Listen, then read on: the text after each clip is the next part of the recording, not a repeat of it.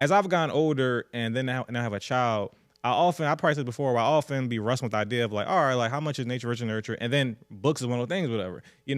At one, not that I was going to say like my daughter don't have to read, whatever, but I know sometimes I'm a little more lax about it because I'm grown. I don't read, I don't have to per se, whatever. But then that's me taking for granted how much cause my mom, one of her top pet peeves about me, also knowing her child and knowing shit like that, whatever.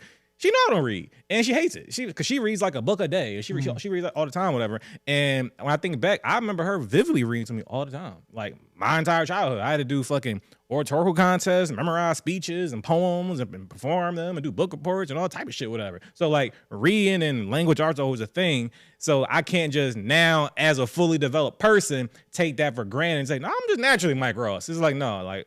Who knows? Partially a percentage, whatever, but part of also how much my mom poured into me those type of skill sets and talent and information, whatever. So the same has to be done to my daughter, at least, or whatever. 100% type shit, whatever. So. I would try to if I could give you some homework, you don't have to do it. It's just a suggestion. Really sit back and go on an honest reflection assessment and ask yourself, what are 10 things about me that should be improved?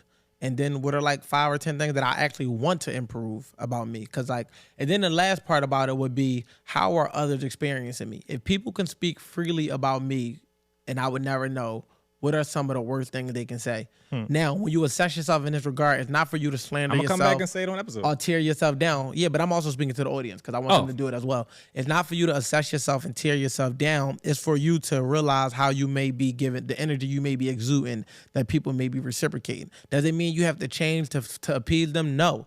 It's just about being aware that this is what you're giving off. If you're perfectly fine with, cues for philosophy of fuck your tens, they're my twos, then go with that. But at least you know that you fuck your 10, they my twos, versus you being completely unaware that that's even how you're giving off. Like, you might be thinking you're a great partner or a great parent, and the whole time you being received as a piece of shit because you don't even smell your own shit.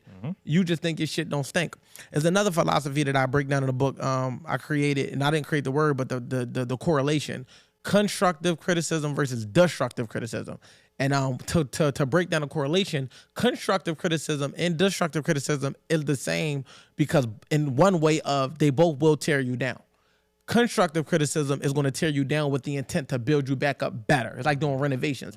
Destructive criticism stops at tearing you down. So you'll notice the difference. Now, both can be beneficial to you if you are an accountable person and you reflect and be like, you know what? I don't like what that person is saying about me, but there's some truth to it. I'll work on that. But I'm not going to allow their words to hurt me. That's how you deal with destructive criticism. The way you deal with constructive criticism is understanding the intent that's fueling it. And that's what separates the two. This person is telling me this because they feel like it'll make me better. Now, you don't always have to agree with the suggestions that they make, and you don't always have to make the modifications. It's just about being aware. Okay, Q said that when I'm talking, I tend to too much. That might be my particular approach to things, so I don't have to change it, but I am acknowledging that he noticed it, and I'm going to keep in mind how somebody else might notice it and what that can do. You know what I mean? Versus me being like, man, what the fuck do he know? He can't tell me nothing. So